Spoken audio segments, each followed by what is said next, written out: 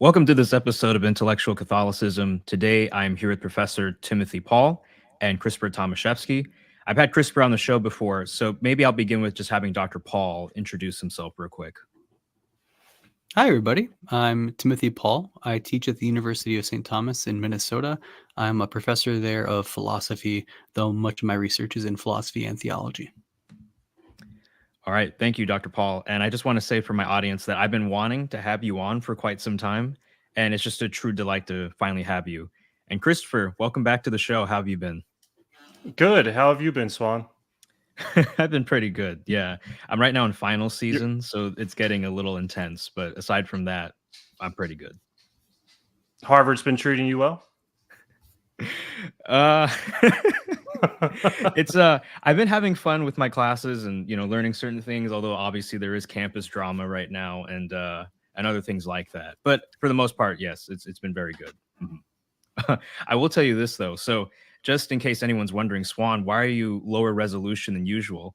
It's because the other day I was in a study session with my friends, and one of my friends accidentally turned around in such a way that he knocked my computer off the desk, and so I had to buy a new laptop, and this new laptop doesn't want to kind of cooperate with the software that I usually use to use my phone as a webcam.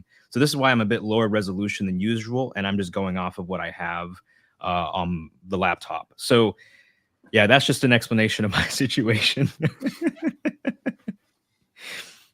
Well, today we're here to talk about Conciliar Christology, and very briefly, the reason why I have these two gentlemen together is because I was looking at Professor Pawl's book in defense of Conciliar Christology, and I saw that Christopher Tomaszewski had written a book review of the book, and so I decided to have them both on in order to discuss some of their differences, but also the fact that they agree on a lot of things. So this is not meant to be really a debate. It's much more of a dialogue between two fellow conciliar theologians. No, debate. All right. Well, okay. Maybe when we get to question 7 on the docket. But let me begin with first Dr. Pawl. So when we talk about conciliar Christology, can you discuss what is being affirmed and clarify against misconceptions what are the contents of conciliar Christology? Sure. Yeah, I'm happy to. I think of it like this. Conciliar Christology is the Christology taught in the first 7 ecumenical councils of the Catholic Church, also affirmed by the Orthodox, the councils held prior to the East-West split, the Great Schism. So from the First Nicaea Council in 325 to the Second Nicaea Council in 787, including councils of Ephesus and Constantinople and Chalcedon in between.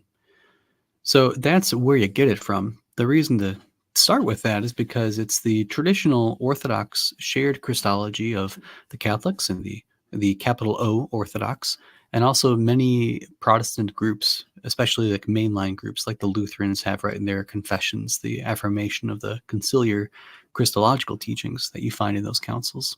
So it's a big umbrella or big tent sort of view, and also the Orthodox view of the traditional churches or the traditional church. And in it, you find the following. You find the teaching that there's 3 divine persons. These 3 divine persons share a single divine nature or divine substance or essence. And one of those 3 persons, the Word, the second person of the Trinity, became incarnate. He became a human just like you or I are human. And he did so by means of taking into himself human nature. A human nature is sometimes referred to in the same councils as flesh enlivened by a rational and an intellectual soul. So in some manner, he took into himself this body-soul composite, and in doing so, he became a true man, just like you or I are true men. The technical term for that relation is assumption. The person of the Word assumed a human nature. And one more technical term, since I bet you $1 will use it at some point.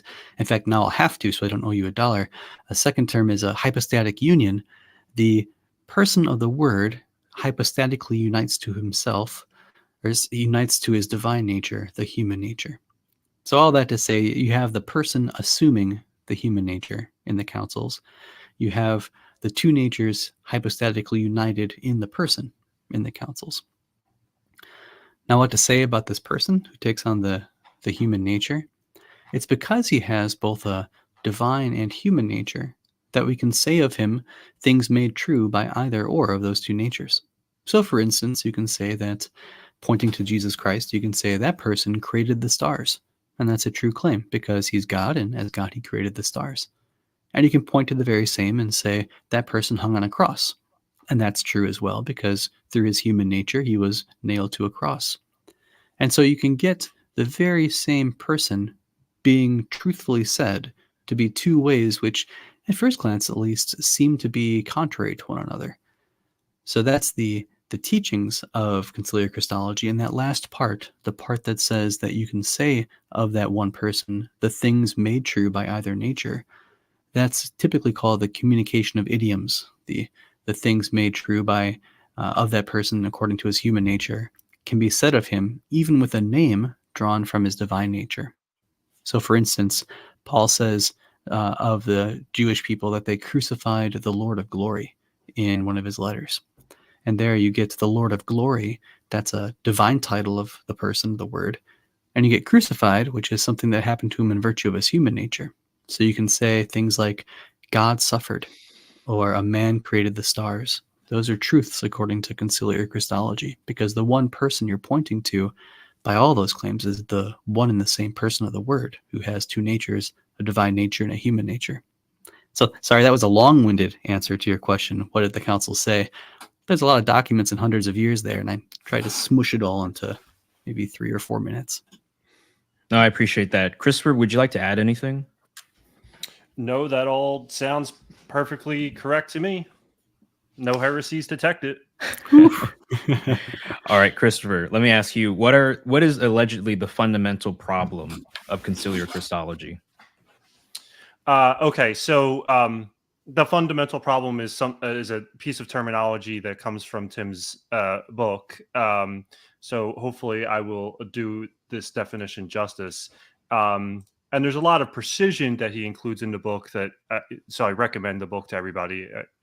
There's a lot of important precision there that I won't mention here for the sake of time. But basically the fundamental problem is that once we start talking about the incarnation in the way that the first 7 councils did, we end up attributing to Christ what appear to be at least incompatible predicates like mutability in virtue of his human nature and immutability in virtue of his divine nature, like temporality in virtue of his human nature and eternality in virtue of his divine nature, and so on, right? And so you might at least prima facie have a worry about contradiction. Here is the doctrine of the incarnation, or more precisely, is the doctrine of the hypostatic union a contradictory doctrine in virtue of attributing these incompatible predicates to one and the same thing, namely the second person of the Trinity, in virtue of, on the one hand, his human nature, and on the other hand, his divine nature. All right, Dr. Pawl, what do you think of that summary? Yeah, bang on. No debate as of yet, Chris. Sorry about that.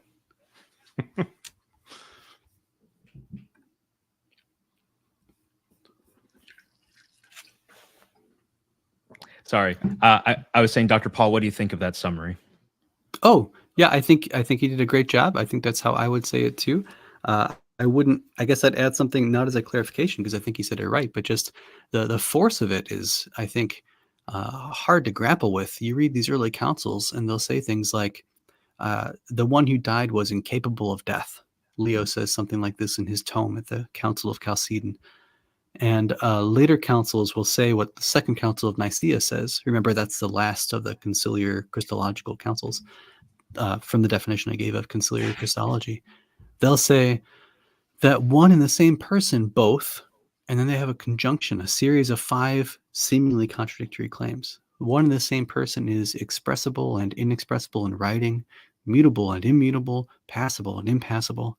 And as a philosopher, you look at that and you think, oh, we're hosed. It's over. Look at that, 5 contradictions in a row. I mean, it's hard enough to catch somebody with 1, and they just up and went 5 in a row on purpose, seemingly. So when you see it at first, or when I saw it at first, I put my head down on my desk. I thought for a while, oh man, this is bad news. Let me also add something Mhm. that I think is important here, which is obviously this is a problem which, um, if you will, Orthodox Christians face from non-Christians, and for lack of a better term, unorthodox Christians. I'm thinking here of maybe Unitarians or people who hold various non-standard views about the incarnation and so forth. But it's also generates difficulties within among what are considered ordinary mainstream Christians, such as between Catholics and Protestants, right?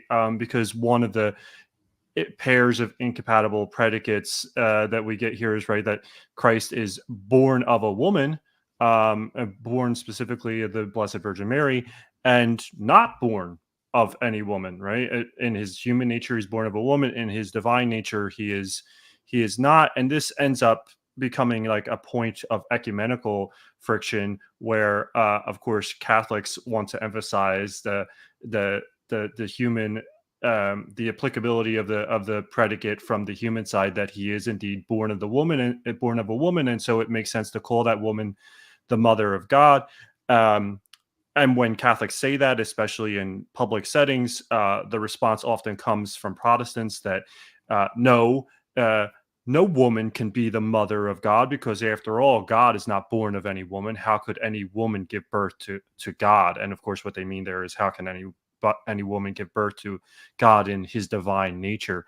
Um, so a better understanding of how we can resolve this so-called fundamental problem, I think, has the potential to yield ecumenical fruit, which means even aside from um, theory, people like Tim and I are fortunate enough to get paid to keep our heads in the clouds. But even aside from that, it's resolving this has potential practical ecumenical consequences that are worth obtaining.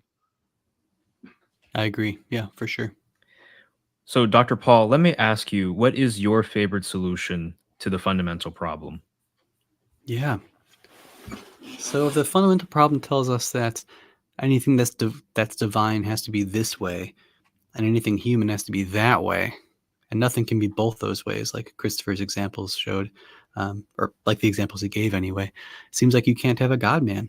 But of course, if Christology or Christianity in general says we have one, so much the worse for Christianity. In response, I like to think of a fictional analogy. Start with this, then I'll get you to the actual model I like. But start with a fictional analogy. Just suppose, for argument's sake, that you and I, and Chris too, I suppose, all of us lived in a land with one-armed people. All of us just had one arm to us. I mean, not one arm altogether, but each one of us has one arm, is what I mean. In that situation, given our context, our language would be formed in light of that context. And sure, maybe we'd have some science fiction stories where one person has two arms, but that would be the outlier. That would be the weird case. The typical case we talk about would be a case of a one-armed person. And we might have words like arm bent, where someone counts as arm bent when he's got an arm that's bent more than 90 degrees. Like when I scratch my nose, my arm is bent more than 90 degrees. And you can count as arm unbent when you have your arm straight, and it's not bent more than 90 degrees. When I've got my hand in my trousers pocket when I'm standing up, I've got my arm unbent. Or when I raise my hand straight up, it's unbent.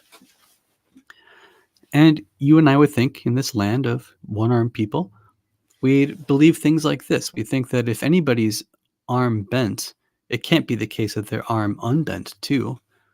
And we think in our world of one-armed people, we think it can't be the case that you're both arm bent and arm unbent. And it makes sense that we would think such things, given our land and given everything we've seen throughout our lives. Now, suppose, for argument's sake, that one day someone came and visited us from a different land, and he was a person with two arms. So he gets there, and we see him do something crazy. We see him have one arm bent and the other arm straight. You can't see the whole of me, but you get the picture, I suppose. And when he's got one arm bent and one arm straight, he satisfies the conditions for being arm bent with his one bent arm, and he satisfies the conditions for being arm unbent with his other arm. We've got there a person satisfying both conditions at the very same time. If Swan, you've got your one arm bent, and Christopher, you've got your one arm straight, he's arm bent in the same way Swan is, and he's arm straight in the same way Christopher is, the way of just having an arm that fulfills a certain condition, being more than 90 degrees bent or not being more than 90 degrees bent. If we stuck with our original claims, like the claim that nothing can be both arm bent and arm unbent, or the claim that if it's arm unbent, then it can't be arm bent, if we stuck with those two original claims, we'd have an easy and immediate contradiction in our hands. Because if it's true that nothing can be both, and he's arm unbent with his arm straight up, he can't be arm bent. But there he is being arm bent. So we'd have a contradiction.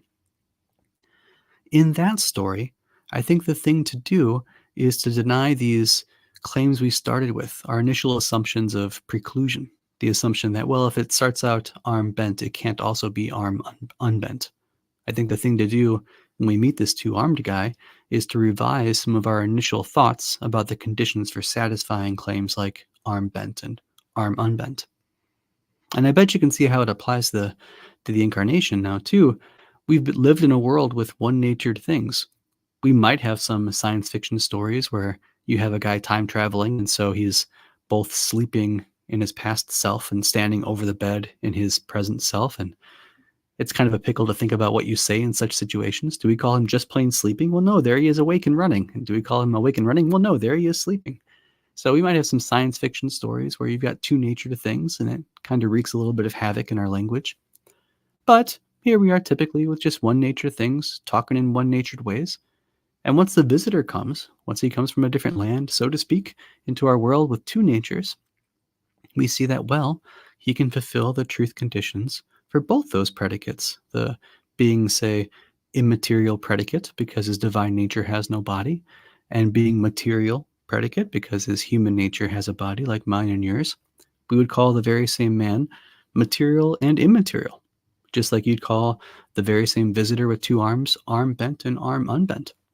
But just like in that two-armed visitor case, there's not really a contradiction here, and we were just led astray because of how we formed our concepts in the first place. I'd say so likewise in this incarnational case, there's not really a contradiction here anymore either. It's just we were led astray by how we formed our concepts in the first place. Being one way doesn't preclude the other way if you got two arms.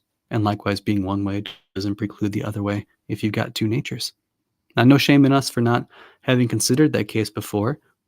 We really didn't know such things occurred prior to receiving the revelation. So that's the view.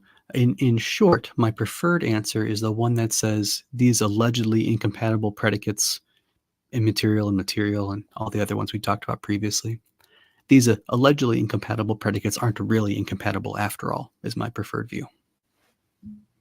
All right, Christopher, instead of, we're going to get into kind of your counter perspective, but I'm wanting to just ask you, do you have any clarifying questions for Dr. Pawl or just things related to his perspective alone?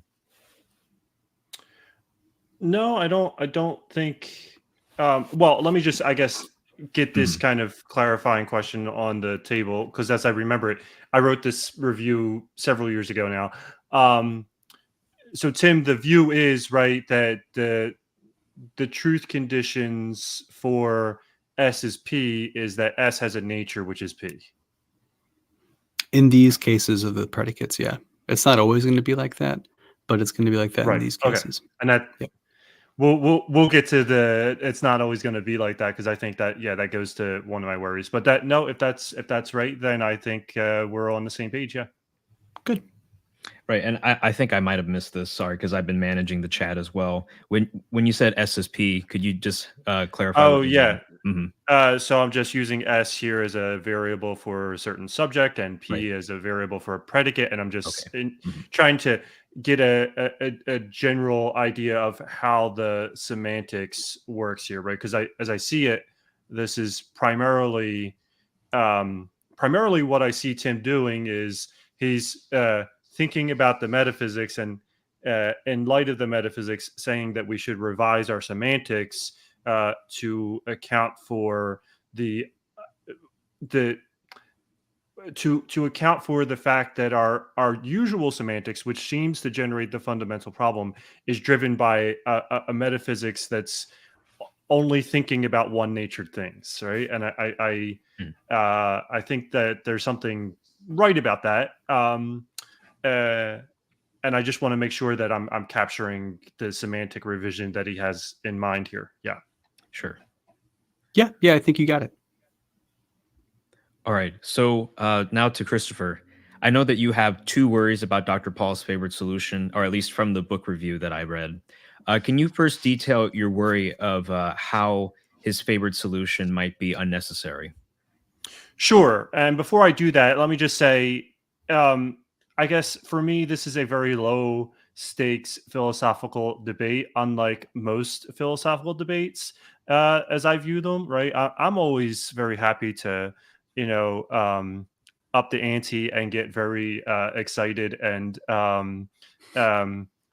vociferous about other people's views. But this is very much the kind of thing where if I died and I went to heaven and God told me, Christopher, I just want you to know that Tim was right about how you should revise semantics in order to deal with the fundamental problem of Christology, I would say, oh, wow, I'm in heaven. And then I would say, oh, that's right. Okay, that's great. I'll have to make sure I never run into him in heaven so that I don't have to admit that he was right after I did that long, embarrassing podcast arguing that he might not be right. With that out of the way, I guess, right. My first worry is, do we need to engage in this semantic revision? I think, right. I mean, just from a kind of,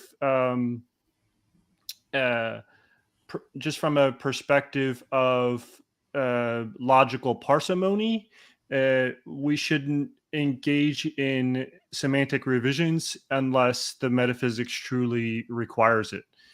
And what Tim didn't describe, but spends a very considerable amount of time doing in the book, is looking at other proposed solutions to the fundamental problem in exquisite detail. One of the proposed solutions that he evaluates but ultimately rejects is quite famous and is known by him and by, I think, virtually everybody as the qua solution, right? And so the idea here is that we can avoid contradiction in the fundamental problem if we just specify the respect in which each predicate in an supposedly incompatible pair is true of Christ. So Christ is mutable and Christ is immutable. We should say Christ is mutable qua man and Christ is immutable qua God. And that if we do this, we resolve the issue. Now, I'm very happy to have Tim correct me, since I'm sure he remembers his book much better than I do. But his fundamental worry, one of his fundamental worries about this solution, right, is, well, look, I mean, specifying the respect in which something is true doesn't make it any less true. And if that's the case, then saying Christ is immutable qua God and Christ is mutable qua man, well, Christ is immutable qua God entails Christ is immutable. And Christ is mutable qua man, Christ is mutable. And so we still have Christ is mutable and Christ is immutable. And it seems like we haven't really accomplished anything. So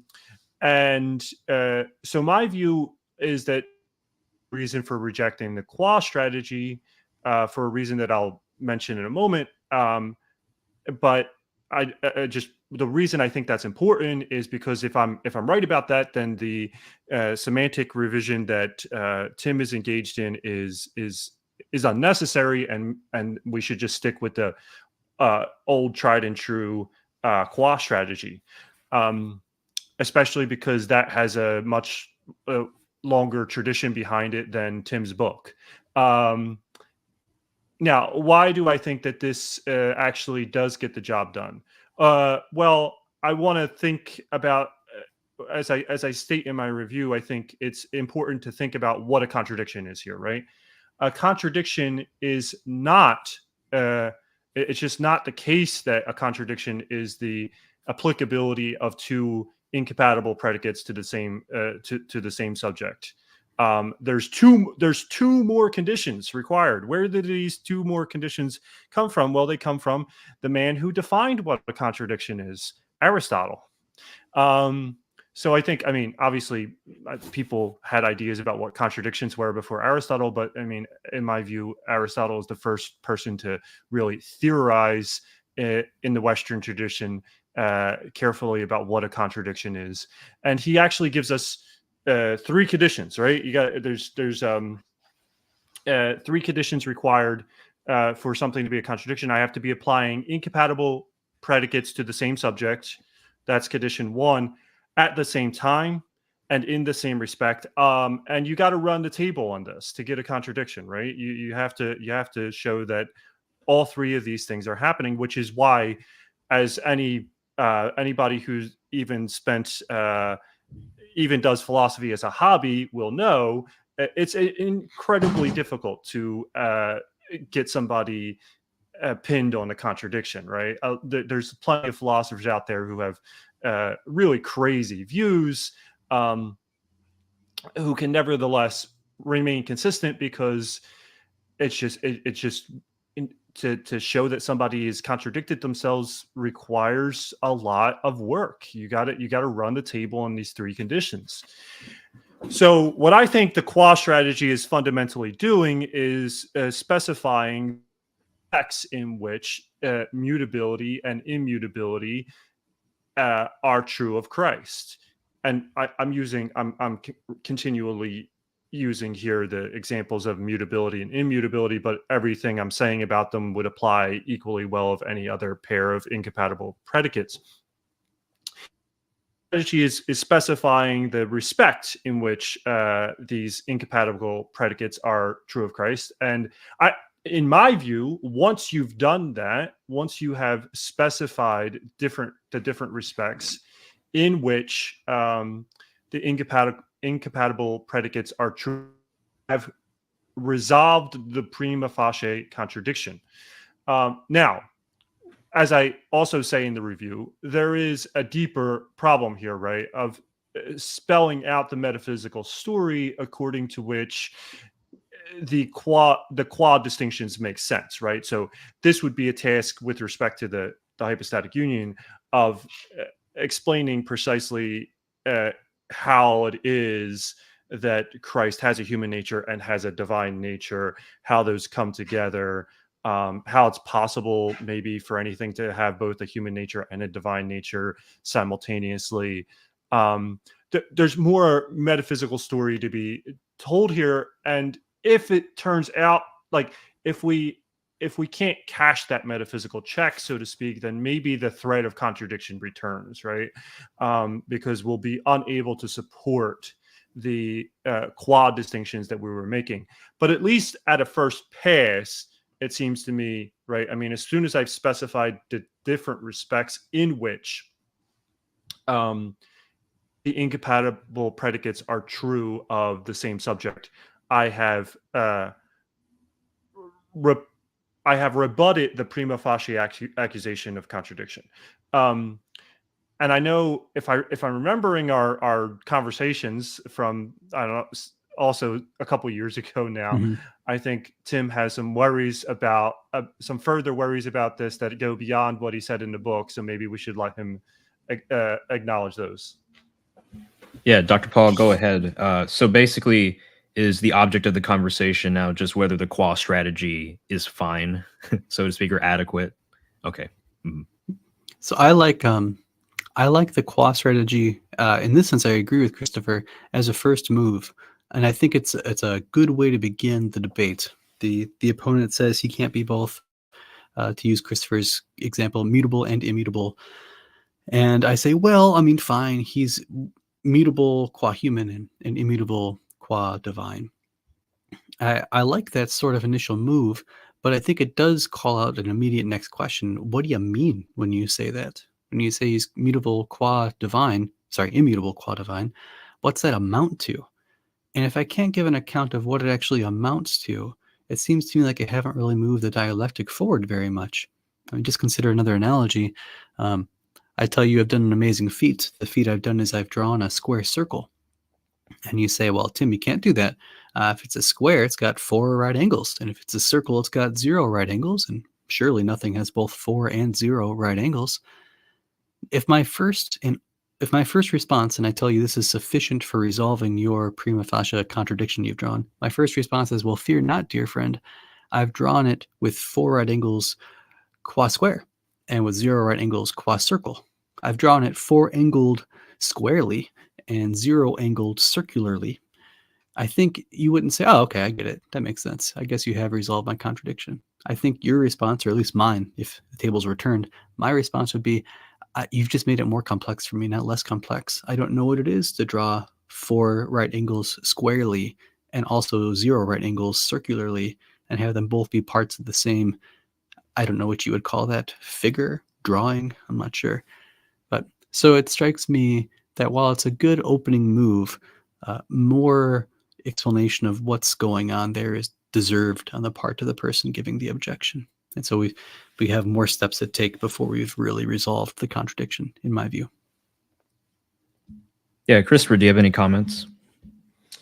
Right. So I think, well, this might just be, this might just in part be a purely verbal dispute about what the threat of contradiction is, right? Because as I see it, what's happened at that point is that in the square circle case is there has been a rebuttal made. Of course, the immediate response will be right, but what I object to it. I mean, just kind of thinking about what it means for something to be a square circle. I don't think anybody kind of thinks through logically to themselves like the reason why nothing could be a square circle is because, of course, squares have 4 right angles and circles have 0, right? There's just this immediate intuitive incompatibility of no geometrical figure could satisfy being both a square and being a circle at the same time.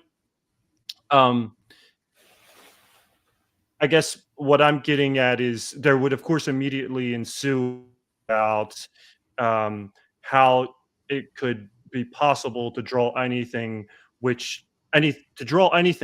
circle or to draw anything qua square at the same time.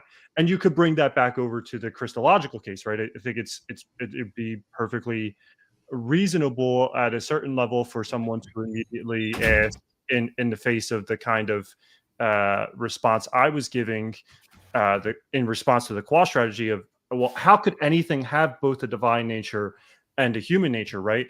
Just as I think Tim's strategy would work, right? I mean, we wouldn't be worried about the square circle if Tim could then follow up with an explanation about how he could draw something that is both a square and a circle. Like if he could show us, the drawing or explain it to us or something like that. We see his explanation as not worth much simply because we're very confident that he can't actually produce any square or circles. Right. Coming back to the Christological context, I think there would be a follow-up question about how could anything be both human and divine? And again, I'm happy to have Tim correct me if this isn't right, but his strategy doesn't answer that question either, right? His strategy does not tell us how the incarnation is possible metaphysically, right? His strategy presupposes that we already have something in our metaphysical space which has both a human nature and a divine nature, or at least has 2 natures of whatever kind, and then tells us how we should revise our semantics in light of that, right? So if that's the problem, if the problem that Tim sees for the qua strategy is Right, but I mean, you need to be able to cash that check on the metaphysics and explain how it's possible for something to be both human and divine. Then I say, well, yeah, sure, but that doesn't make the Qua strategy any worse off than his solution, in my eyes. It's worth noting, of course, Tim wrote a second book on the same issue that I have not read. And so maybe he's done additional work there. I don't know. And I'm happy to have him correct me. But I think, at least with respect to, can you answer the further metaphysical question of how something can be both human and divine, and tell us whether that's in fact metaphysically possible or not, then I think the strategies are on the same footing with respect to that. An analogy occurs to me now, right? I mean, at least that, you might ask me, suppose I tell you, before we discover that water is H2O, at a time before we discovered that water is H2O, that I have some water here, and it's I'm trying to think of, it has a certain chemical property in virtue of being water. It has a certain chemical property qua water, and it doesn't have that property qua H2O. And you're just wondering, well, how could anything be both water and H2O at the same time? I don't know anything about H2O, right? It's all very mysterious. And in that case, we need to do some science and probably some philosophy of science to get straight on how anything could be water and H2O at the same time. Or maybe this is a better analogy, right? I'd start telling you that light is both a particle and a wave, and qua particle, it has a definite, I'm going to say things that are scientifically incorrect right now, but just with me. Totally fine. It has a definite momentum, and qua wave it does not. That's not scientifically true, but let's just suppose I said that, and you were wondering, well, supposing that we're even to scientifically check out how could anything be both a particle and a wave, could we cash that metaphysical check, so to speak? And right, I mean, that my point is just, this problem comes up in a lot of places. Once you use the qua strategy, people will have questions about how something could possess both of how something could be capable of possessing both of the respects that you're specifying. But there, I think, to the best of my knowledge up to this point, Tim's preferred solution and the tried and true qua strategy are on the same footing there. They both stand in need of some further explanation of how this is metaphysically possible. Now, of course, here we also want to be careful that we don't attempt to do what I think Aquinas and the church and lots of other great theologians tell us is impossible, which is to try to prove the consistency of these doctrines, which might turn out to be impossible, right? It might be impossible to prove that the hypostatic union is a consistent doctrine, right? We might be limited to just swatting away the alleged inconsistencies one by one, and we might be incapable of a general proof of consistency, and that's to my mind no mark against the doctrine of the hypostatic union or against Christianity, because one thing I can tell you as a mathematician is that consistency proofs are extremely difficult, right? It's extremely difficult to show that two claims are consistent. It's much easier to show when they're inconsistent. So that's to be expected. Yeah, Dr. Pawl, just go right ahead at whichever point you want to address. Sure. Yeah, one thing you said, Christopher, and is right, is that my goal and purpose in the book was not to show that conciliar Christology is true. It's not even to show that it's possibly true. So I agree with you in that last bit where you said that many a good philosopher and theologian and the church also have told us that some of these things are what some call a mystery in the strict sense. It's a thing that supersedes human ability, at least pre-graced ability, or ability in this life, or however you might want to say it, but it's beyond our ability to show these things are true. In that respect, my project is like where you assume for argument's sake something is true, and then try to show how, if it were true, the implications, the bad implications, the objections would fail.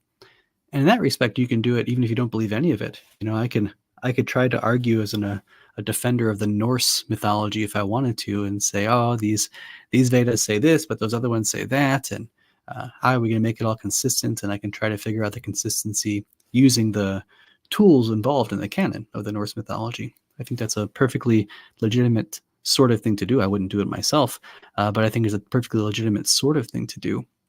And likewise, that's what we're up to, or at least what I'm up to here, is just ending the conversation with, you haven't yet shown what I believe is false. And if that's as far as I can get, I will die a happy death with respect at least to this stuff here.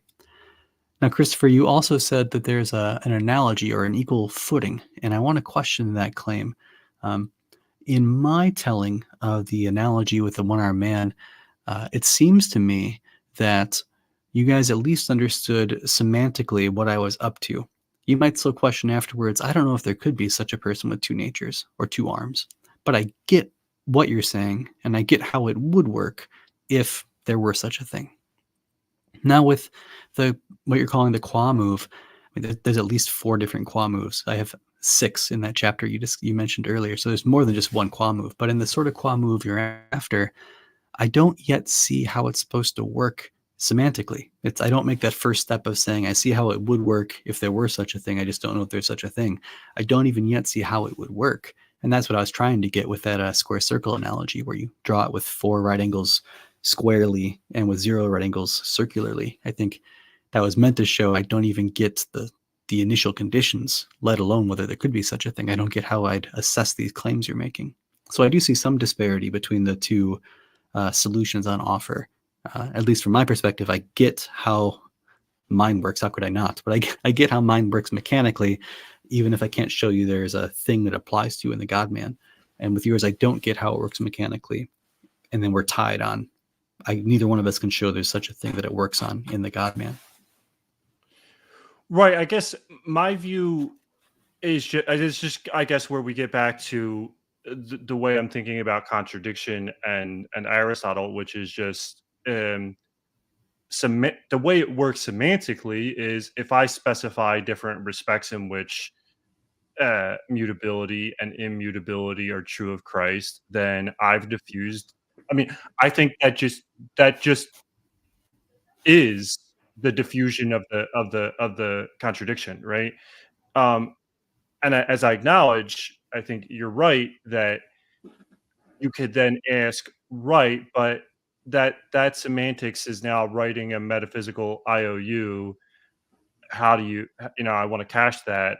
How tell me what the metaphysics is, and I think that's a reasonable demand. But on my view, the full semantic story is you don't have a contradiction unless you specified that one and the same thing is both true and false of the same subject at the same time in the same respect. I guess I'm just not seeing why I need more in my semantic story than that.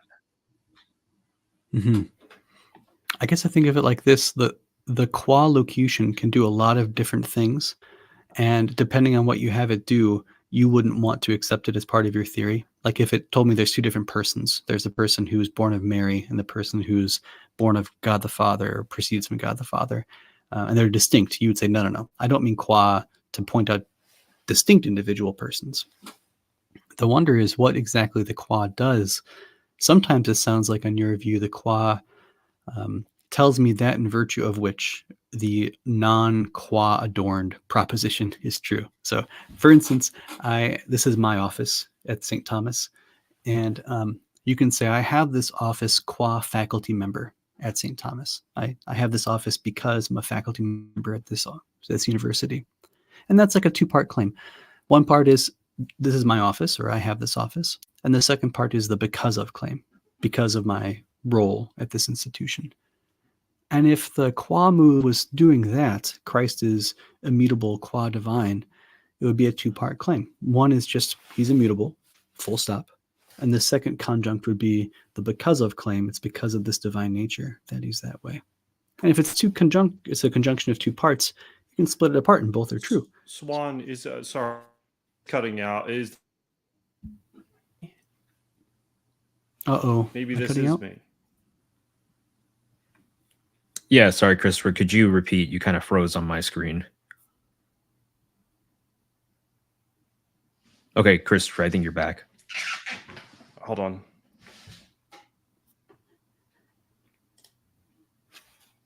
Can you hear me now? Sorry, I'm...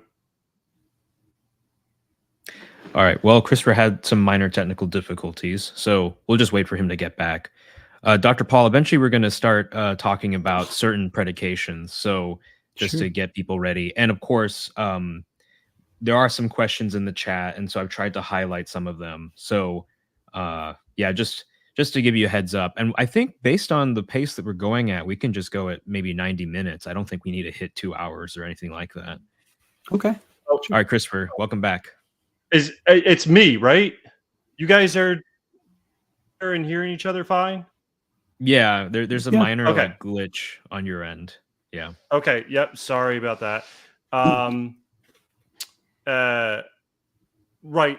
Tim, I dropped you at the point where you were getting into faculty member. You have an office because you're a faculty member. Sure. Mhm. Yep. Pardon me. The idea was just that the qua can do many things. One thing you can do is be an explanation for why the claim it's attached to is true.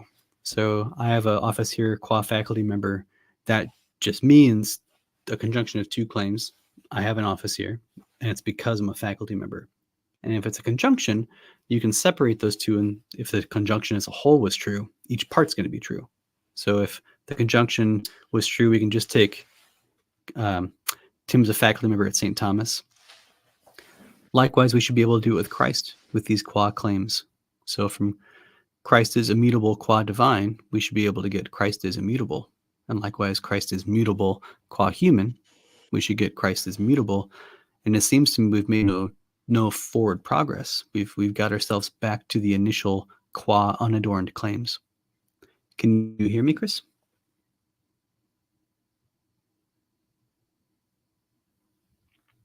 Sit silently if you think I'm right about everything I just said. Well, Well, that just settles it right there, I guess. We can end the stream at this point. No, okay. Yeah, let's see. Let me try to contact Christopher. I think what we might have him do is just participate through, I mean, just audio. He doesn't have to show his video. That might be causing some problems. Okay. Hi, Christopher.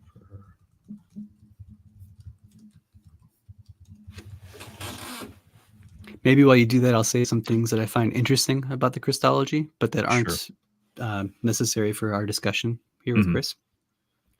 The Church Fathers divide multiple ways of talking about this qua locution. One is where it just does what I just said. It tells you the because of relation. But sometimes, like Aquinas draws this distinction where you use the qua to specify the subject of the predication. Like you say, the man's teeth are white. There, the subject is not just the man as a whole, but the man's teeth. In fact, his example is he talks about an Ethiopian. So he says it's true to say the Ethiopian's teeth are white, but it's false to say that the Ethiopian's skin is white. And so there the idea is the subject term is modified by the qua locution. And that's different than the way I just described where it does a because of role. So there's lots of different things a qua locution can do. And I think you have to specify which one you're talking about if you wanted to do the semantic work for the theory. Right. I mean, you talked about 6 different ways that someone could use the qua locution, so to speak. Yeah. Yeah, and then I think Christopher has specified which way he's trying to use the qua locution. It's the in virtue of or because of sort of account, I suppose. Yeah, that's right. And that's why I brought up the the worry of if you have that qua adorned claim, it seems like it reduces back to the unadorned claim too, or at least it implies the unadorned claim. Sorry, Okay. guys. I don't know what's going on with my internet here. We can. I'm not going to ask Tim to repeat that a third time. Let me just. I guess where we're differing is just to sum this up. It seems to me where we're differing is just. It seems to me that I think the full semantic story just rests in the way that Aristotle defines a contradiction, and if someone says to me, "No, I think there's still a contradiction here," despite the fact that you've distinguished two different respects in which the incompatible predicates are true, then I'm happy to kind of just say, I'm with Aristotle here. So much the worse for you. I've done the logical work, and then you can make a further metaphysical demand of me. How is it possible that these two things that such an entity which can be distinguished in these two respects is possible at all? But I think that's it's a further question, and some people might just think, well, it's a further question, but it's actually the primary question that I was trying to get to when I was asking about this supposed alleged contradiction. In which case, I say, okay, well, let's just move on and talk about that. And I think there's some things we could say about that for sure. But to me, I think, right. I mean, I guess, right. I mean, to say that I've asserted a contradiction is to make a claim about what I've said, right? About what I've said, and they say, right, that there's two different respects in which Christ is mutable and immutable, right? Then I'm not contradicting myself. You might think I have a very poorly fleshed out theory. You may think I really need to say more here, but I've not contradicted myself. Right. Maybe just to summarize, and then Dr. Pawl, I can get maybe your final comments and we can move on to the next question. Once again, the goal was never to demonstrate that there is a God-man, right? Rather, it is just to show that if there were such a thing as a God-man, that that there isn't an immediate contradiction, so to speak, that there are ways in which we can conceptualize or even, do the semantic work and talk about this particular, this figure that we're talking about without it being fundamentally at odds, right, or a contradiction. And it sounds like to me what Christopher is saying is, look, the qua strategy that I propose, this is as far as we can go. And maybe, I know that Christopher isn't here on the screen, so I want to kind of be careful what I say. But this is as far as we can go. And so, I mean, look, you're asking me at this point now to offer like maybe a positive account of the hypostatic union or something like that. Whereas, look, this wasn't the goal to begin with. Whereas, Dr. Pawl, I think you're saying, well, I guess you're saying we need to go further than just the qua account. Is that correct? That's because right. we just end up where we started, basically, if that's correct. Or okay. That's true. Yeah, I think people will not be intellectually satisfied if you sprinkle in some adverbs like squarely and circularly into your statement as something that appears obviously contradictory. I think you need something more. I think Chris is probably right with respect to the necessary conditions for avoiding a contradiction. Yeah. Low bar, as you said. Right. But I think there's that, and then there's also showing your interlocutor that their objection doesn't work. And that, of course, is a much higher bar than the one that Chris is after. And my goal in the piece is to diffuse objections to the Catholic faith.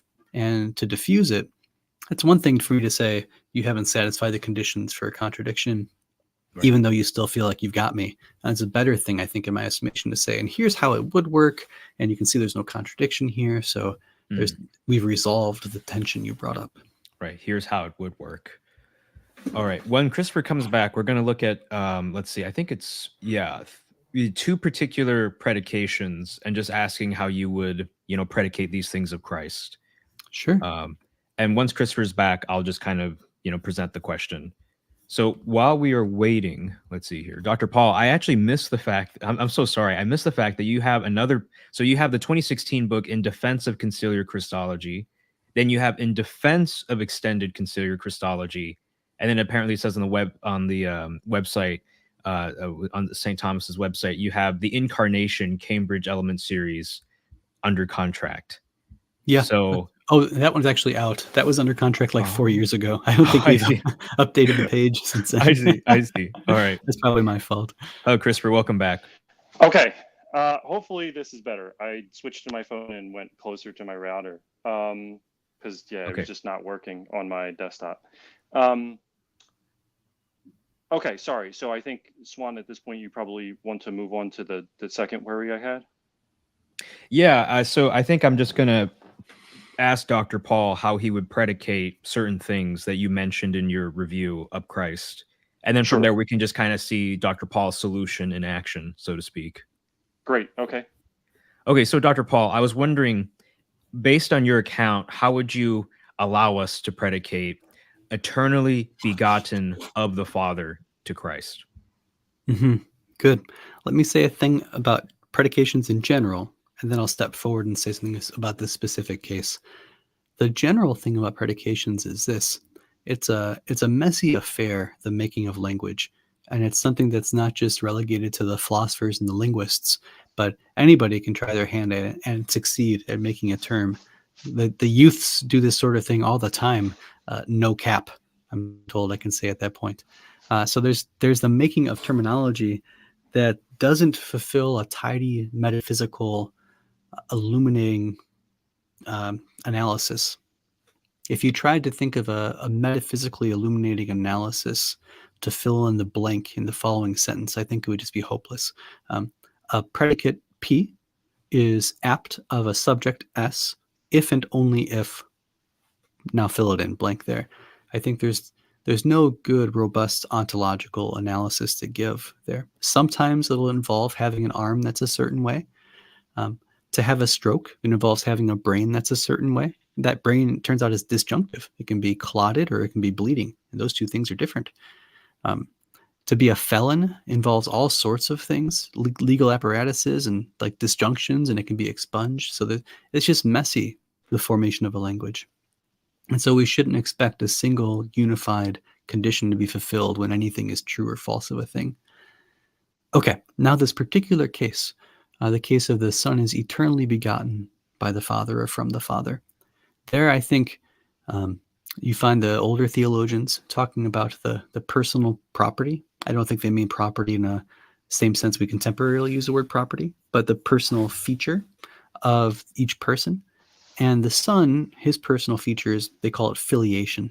It's the being begotten of the Father. That's his personal feature or property.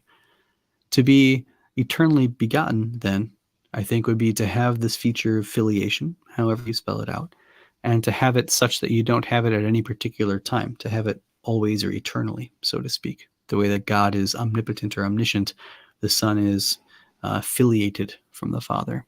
So that's the condition, and I don't think it requires having a certain nature be this way or that way. Yeah, Christopher, just go right ahead with any questions or comments. Okay, so right, I don't know, maybe you guys discussed a little bit of the background that I gave from the review while I was trying to fix my technical difficulties. So the reason I'm worried about this predicate, right, is that it can't be given the kind of treatment that Tim wants to give to other predicates for which his treatment solves the fundamental problem, right? Remember, his revision was supposed to tell us that S is P is true just if S has a nature that is P. And my worry here is there's certain predicates that are true of Christ, that were dogmatically committed to being true of Christ, which obviously can't get this treatment, right? So we can't say that Christ is eternally begotten of the Father because he has a nature that's eternally begotten of the Father, because it's false. that Christ has a nature that's eternally begotten of the Father. That would smack of Arianism, maybe tritheism, something weird. Christ has the same nature as the Father, not a nature eternally begotten of the Father. And we can give there's other examples, right? So Christ is the Son of Mary. This is not true of Christ because he has a nature that is the Son of Mary. That is false and heretical. Mary is not the mother of Christ's human nature. She is the mother of Christ. And then I think there's one more example I give in the review, which is, Christ is identical to exactly one divine person. And this is not true of Christ because he has a nature that's identical to exactly one divine person, because of course his human nature is not identical to any divine persons, and his divine nature is identical to 3 divine persons, not to one.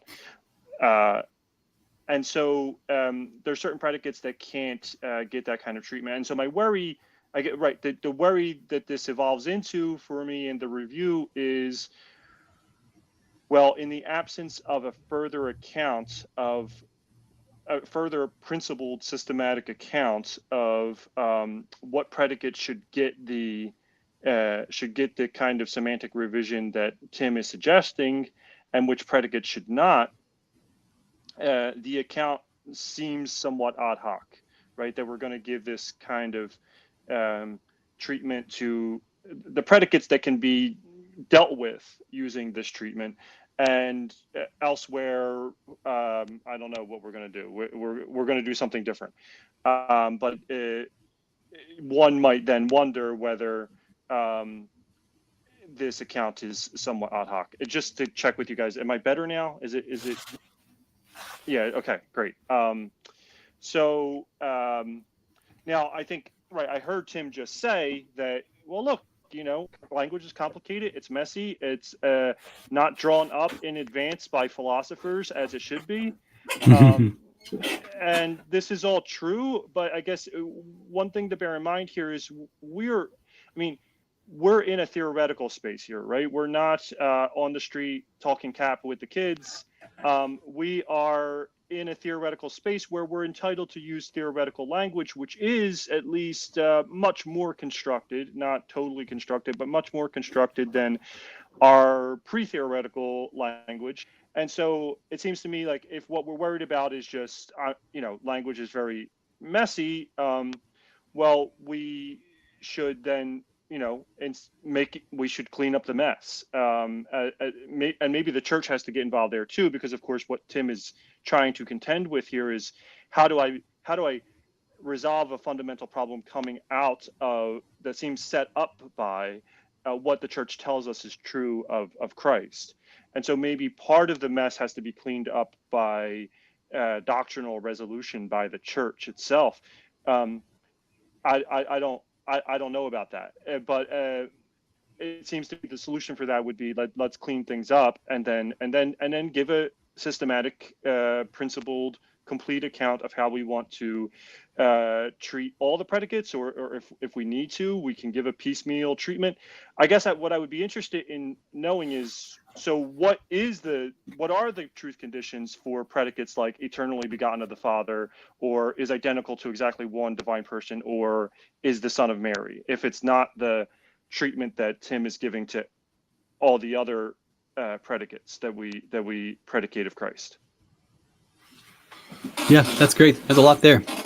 Let me think. So one thing you asked about was whether it's piecemeal and ad hoc, the sort of strategy I use. And there's a sense in which it is. I look at the data I'm given from the church, and the church says that one person fulfills these 2 features, being passible and impassible. And I think to myself, well, how could that be? It couldn't be if we understood passible to mean unable to change impassible to mean unable to change no matter what period, which is what I sometimes read it as being understood as. That just, if it were that, it would be game over in my estimation. So it can't mean that. It's got to mean something else. I don't get the same sort of red flags arising logically when I see that Christ, was on a cross, because there it's not as obviously contrary to how he is. So I guess what I do is I look and I see what the data is and what things have to change in light of the data to keep the data true, and then revise those things in light of the best way I can find to revise them. It's not a theory first project. It's not like I have a theory of how predications work and then I apply it. But I think you don't find a theory first project in this area that works well.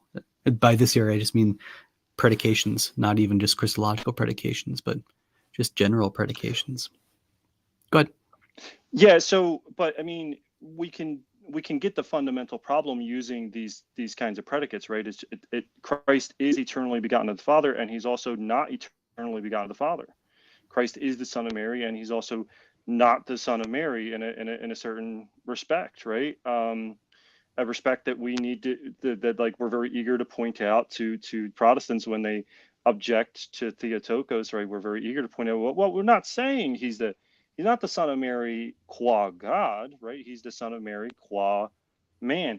And so I guess, like, right, I mean, it seems like these are not just other predicates we're predicating of Christ. And what I'm demanding of you is give me your full predication theory concerning Christ. I guess what I'm asking is, these are in the bucket. These are predicates that are in the bucket of the kind of predicates that are causing the kind of problem that you're trying to solve.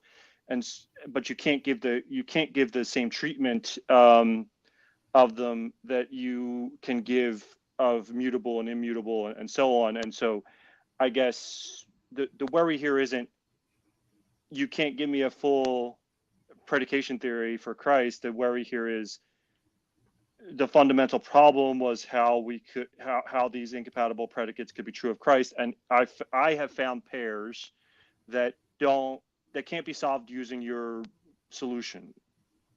Mm-hmm. Good. So you're taking it into the particular, these individual instances of pairs. And there I want to say the following. In the book, in the 2016 book, I have what I call typical dependence. That's a thesis there. And the basic idea is for any sort of claim made true in a mundane case, like a case of me or you, non-incarnational cases, the ontological conditions for making it true in the me or you case are going to be the same as the ontological conditions in the Christ case for making it true.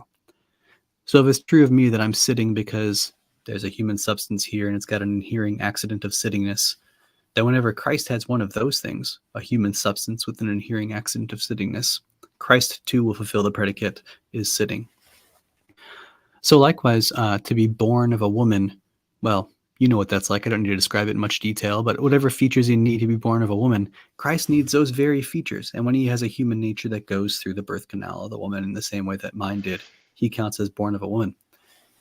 To be the son of Mary, well, just think of how you apply son of to you, and then we're going to apply that term in the same way to Christ, provided that he fulfills the ontological conditions for it. And I think he does. So that's the way I'm going to get all those, or at least those two I just talked about there, Mary as Theotokos and Christ as Son of Mary. I'm going to get those true of him in the same way that they're true of you. Right. Yeah, I don't, as I see it, the problem isn't how do you get those predicates to be true of him. I think it's pretty clear how it's true of him that he's the Son of Mary. The problem is, how do you resolve the tension between the truth of that predicate and the truth of the predicate that he's also not the Son of Mary in another respect, right? So my question isn't how do you get how do you get these predicates to be true of him? I think everybody's more or less clear about how they come to be true of him. The problem is, how do you resolve the apparent contradiction? Mm-hmm. So the Holy Spirit is a way such that he's not the Son of Mary. That's true. And whatever way he's fulfilling that, ontologically speaking, if you have like a metaphysical monocle of true seeing and you put it on and you see the deep structure of the world, whatever the Holy Spirit is like, such that it's true to say of him, he's not the Son of Mary, that very same structure, or lack thereof, in a simple God, but that very same whatever is going to be there in Christ's divine nature too, because he's, after all, got one and the same divine nature. So he's going to satisfy the condition in his divine nature for being not born of Mary, in that attenuated sense. I'm not saying Christ isn't born of Mary. I'm saying in that attenuated sense, he's not born of Mary. So I think just look at the mundane non-incarnational cases and the ontological conditions you point to for those. And as long as they can fit together, and I think they can, the Holy Spirit's being the way he is, Christ is the same way. You being the way you are, Christ is the same way. And those two aren't in fact inconsistent. Okay, let me try it this way. Suppose I were to say, look, there's a certain way that I am as a human being that makes it true of me that I'm mutable or in time. Let's just stick with mutability. Sure. That I'm mutable, right? I was once 2 feet tall and I'm now 6'3". I've obviously changed. I'm mutable, and whatever is true of me, such that whatever makes it the case that I'm mutable, Christ has the same thing going on with him because he has human nature. And then, look at the Holy Spirit, he's immutable, and whatever is true of the Holy Spirit, such that he's mutable, such that he's immutable. Well, in respect of his divine nature, Christ is the same way.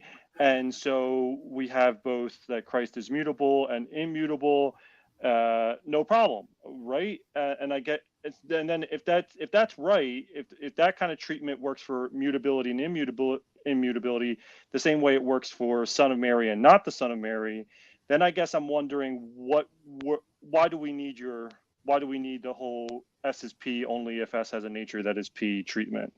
What work is that doing?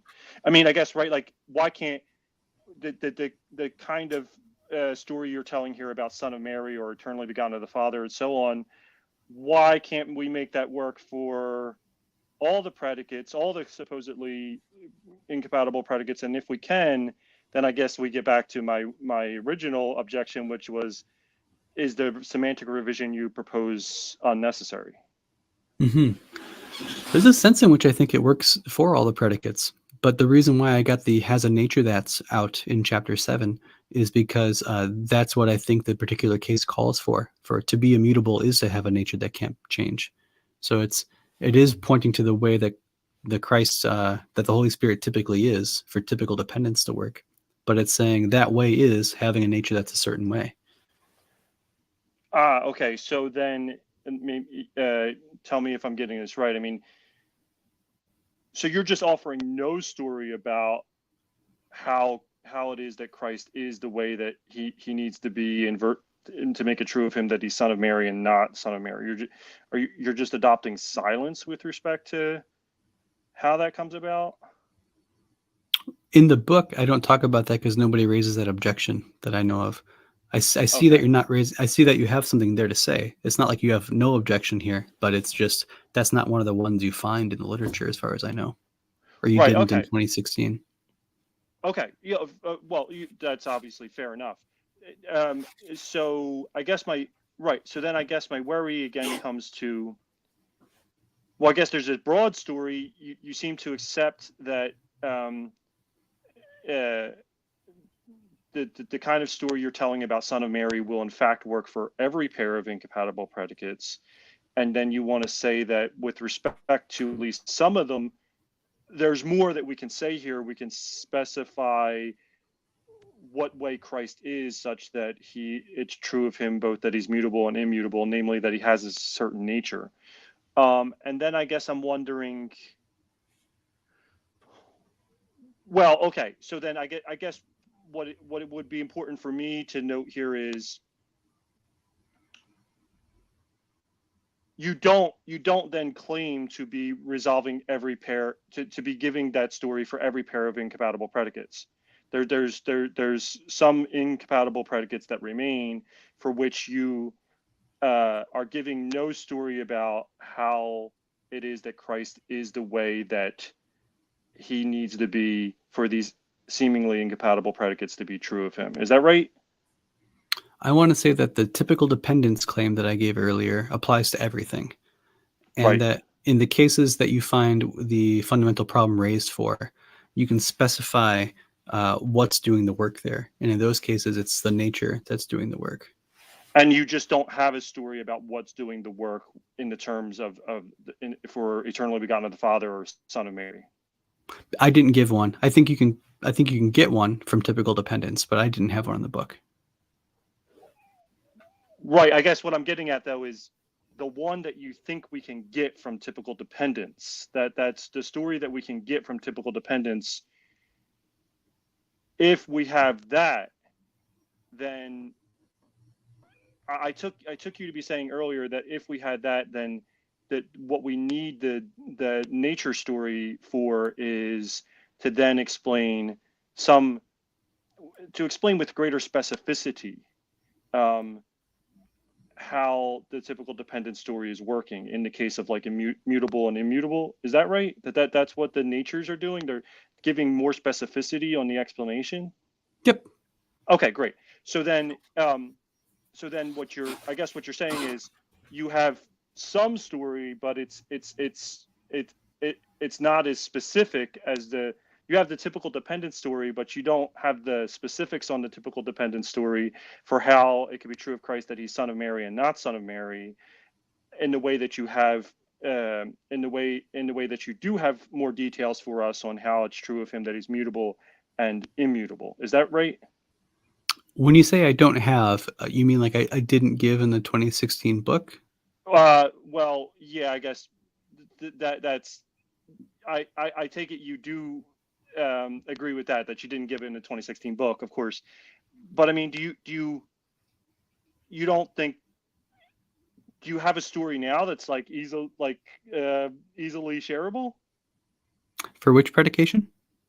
for Son of Mary and not Son of Mary? Like you have the typical dependent story, and then you say with respect to the other incompatible predicates, mutable and immutable, that what the nature story is doing there is putting more meat on the bones of the typical dependent skeleton. I take it. Are you able to tell us what the meat on the bones is with respect to the Son of Mary, not Son of Mary? Yeah, I think I can. Yeah. So it's going to, in a sense, it should be ontologically neutral because it's going to depend on your ontological theory. Like a Platonist will say one thing for it and a trope theorist will say another thing for it.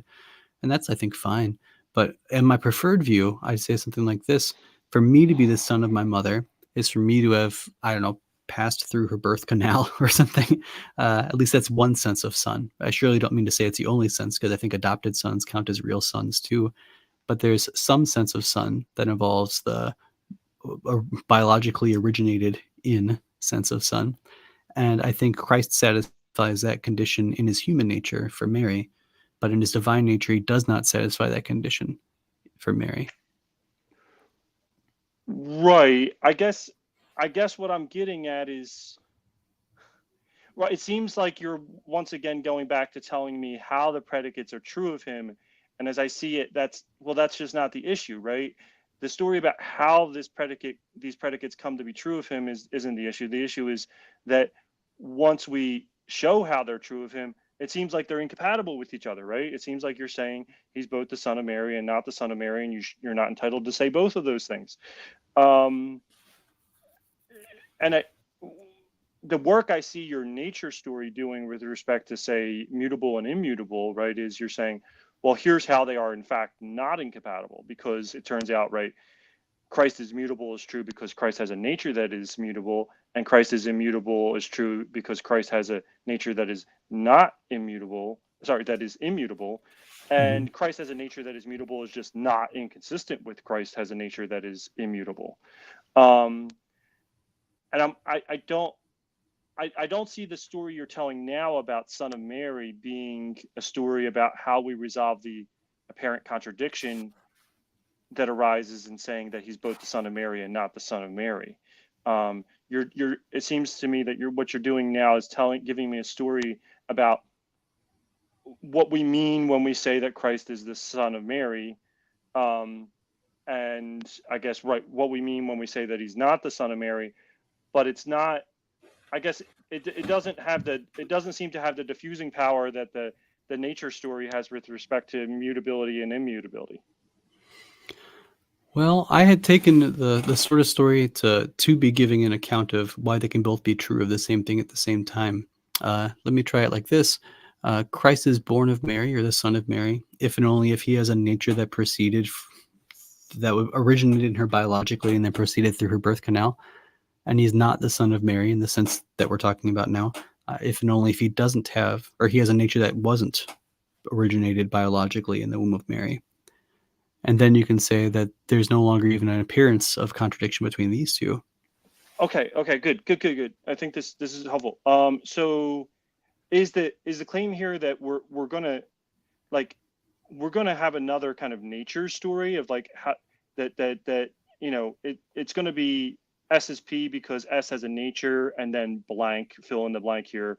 But it's just, your claim here is that with respect to predicates like eternally begotten of the Father or is the Son of Mary, that what we fill in the blank with is going to have to be more complicated than just is P. And even though it doesn't have to be more complicated than filling in the blank with is P with respect to mutability and immutability. That is to say, sorry if that was confusing, the story is very simple in a certain sense with mutability and immutability. Christ is mutable because he has a nature that's mutable. He's immutable because he has a nature that's immutable.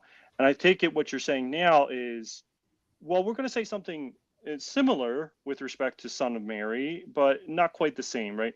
We're going to say Christ is the Son of Mary if he has a nature that blank, and Christ is not the Son of Mary if he has a nature that blank, where what we fill in the blanks with there is going to have to be more complicated than is the Son of Mary and is not the Son of Mary, right? But it's still a story of that form. Is that right? I think what you said at the end is true. I think in the book, I never give a set of truth conditions which includes the term I'm defining. So I never say PS is impassible if and only if he has a nature that's impassible. I always give a different clause there. I think it's bad form to have the term on both sides of the if and only if.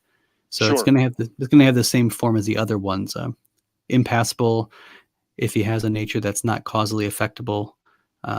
Born of Mary if he has a nature that originated biologically in her womb and proceeded out her birth canal, or however you spell out being born of. So it's going to have the same structure, I think, on both sides. Okay, so we'll have the same structure. All right. So then it sounds like you're claiming that your revision basically does get the job done with respect to these predicates, whereas before I took you to be saying, no, my revision doesn't resolve those predicates, but I wasn't trying to. I was initially talking about the eternally begotten of the Father one, and Okay. there I'm not sure if it resolves that one or not. I Okay. think it's just an artifact of the one that we focused on here, the born of Mary, that Okay. the SSP, or it has a nature that clause is doing the work there. Okay. Right. So there's no story. You don't have a similar story to tell about eternally begotten of the Father. Haven't tried yet. I mean, maybe you're good to maybe you're right to push, and maybe it would turn out that I'm always going to fall back on natures. If I do, I guess that would be a good thing to know if I have to. There are some that you brought up, some predicates like, and I have this in the book too, is two-natured. Now he has no nature that's two-natured, but it's true to say of Christ that he's two-natured. So Right. I don't think that one's going to end up resorting to has a nature that blank. So there are going to be some predicates we say of Christ that aren't made true of him by one of his natures being a particular way. Right. And I guess at that point, my worry is at least this, and not that this is like, means your theory is a bad one by any means, but I guess the worry is just you certainly seem not to have, then your theory seems not to do for Christ what your toy theory does for the two-armed man, right? It seems like all our worries kind of just dissolve away once you explain to us that, well, this isn't man with two arms, right? And as soon as you say that, then all the like bent, unbent predication, contradiction worries, right? They're just fade away. But here it seems like we have some serious lingering doubts, and it seems like whatever tools we have to come up with in order to resolve those doubts might then swallow your theory, by which I mean, right, let's whatever story we end up telling about eternally begotten of the Father, right? Imagine we have a theory there. Mm-hmm. My worry, I guess, is whatever story we end up telling about that might then just swallow your theory. Like if it resolves if that theory then handles like the mutable and immutable case and the Son of Mary, not Son of Mary case and the passible and impassible case, then in a sense it swallows your theory, right? Because it's a better theory, right? It's a better theory because it applies across the board, whereas it seems like you concede that your theory doesn't resolve all the pairs. If we found a theory that could resolve the eternally begotten of the Father, not eternally begotten of the Father pair, at least the threat looms that would be a theory that resolves all the pairs, in which case we would dispose of your theory for parsimony reasons. You agree with that, I guess? I sure don't want to agree with that. I think of it like this. I give the theory with a typical dependence claim, and then I give an account which accounts for all of the fundamental problems I had seen. I've got about 50 quotations in the footnotes to different people who give fundamental problems, and they all use the sort of predicates I had used there. So what I'd like to think is that the typical dependence is going to work anywhere you do the work. And of all the extant problems, the thing I give in chapter 7, the has a nature such that move, is going to work for all the extant problems. And if there are new problems that arise or new instances to use for the fundamental problem where the has a nature that clause doesn't do the trick, I still think typical dependence that I gave in chapter 2 or 3, I forget, I still think that's going to do the trick. Right. Okay. I guess let me just ask one more question, which is, sure. I mean, you keep, it seems like you keep pointing out like, well, I'm dealing with the pairs that the councils attributed to Christ. Do you think there's something like, is there something special about those pairs in distinction to the eternally begotten of the Father, not eternally begotten of the Father pair that goes beyond the historical fact that those are the pairs mentioned by the councils? Like, is there some kind of philosophical or theological significance to those pairs that isn't true of eternally begotten of the Father, not eternally begotten of the Father, other than just, well, those are the pairs mentioned by the councils, such that, I guess, like, right, why this gets to just like, why should I be satisfied that you've dealt with the pairs mentioned by the councils if there are other pairs out there that are similarly philosophically and theologically problematic, like philosophically and theologically problematic in the same way that those pairs are? Why would I be satisfied then with a theory that solves the problem with respect to the pairs mentioned by the councils? That just seems like a historical, I mean, that just seems like as a philosopher, I don't per se care about which pairs were mentioned by the councils. I care about what problem is posed by every pair that's of the same kind as those mentioned by the councils.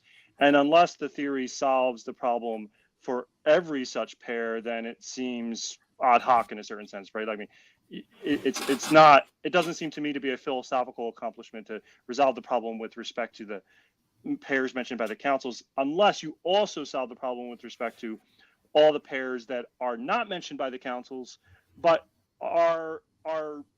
carry the same philosophical and theological significance. Does that help? Does that make sense? I think I see what you're saying. I see at least 2 points in it, maybe more as well. But one of the initial claims you made or questions you asked was, why did I think the councils focused on these particular predicates when they gave their formations of it?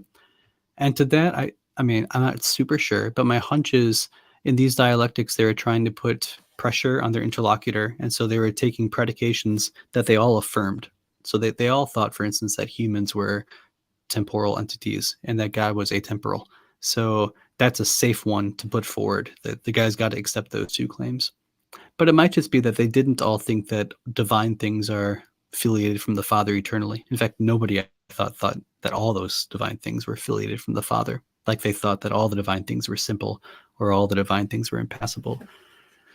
So to that first question, my hunch, though I'm not sure, my hunch is that they settled on these predicates because they were the acceptable predicates for what humans had to be like and what divine persons had to be like. For the second, what I want the theory to do, my goal in the book, as I said there, was I want to resolve all the extant objections to conciliar Christology. So I just went hunting and found all the ones I could find. If more come out later, like if you say, well, look, this form of objection can be raised with the Son of Mary and not the Son of Mary, I think that's a neat thing to learn. It doesn't mean that I didn't satisfy the thing I wanted to do, which was show all those other objections that already existed in 2016 failed. Maybe I have to write a third book. I just talk to you more and find more objections and then write those more objections. That could be a thing to do in the future. That'd be kind of fun. Okay, thank you. Yeah. All right, sounds great. Well, we just have a few questions here from the chat, so I'll just go through them really quick. Sure. There are just 4 of them. So this isn't a question, but just to acknowledge, Storyteller said, hey, my favorite Catholic channel is live. Thank you so much for that. So Christopher Coleman has the question, does conciliar Christology claim to be the only coherent way to explain the biblical data, or are there other theories that explain the biblical data coherently? I'll just ask that to Dr. Pawl. Sure. Yeah. And Christopher, you feel free to jump in after I answer too. The way I've defined conciliar Christology, it's only the propositions affirmed in the doctrinal statements of those first 7 councils. So the anathemas, the creeds, the confessions of faith, the canons. So in that sense, it's not a large group of things. And as far as I know, it doesn't make none of those claims involve this is the only way you can understand the biblical data. So in a narrow sense, no, I don't think conciliar Christology, as I've defined it, says it's the only coherent way. Does it imply it? There's some things implied but not said. Does it imply it's the only way? Well, I guess I don't think it by itself implies it's the only way either. Is it in fact the only way to understand the council or the biblical data? Here you have debates about this sort of thing. But in my own estimation, a person of goodwill can read the New Testament documents and come to a different belief about Christ than the one that the church came to. For my money, then, what it seems to me like is this. Just reading the scriptures with goodwill and excellent historical knowledge is not sufficient to come to the important truths that God wanted us to know. And if that's the case, I think that's some good reason for there to be something or other like a magisterium out there which does the work of taking the final step past what the person of goodwill can get to by himself. Christopher, anything to add?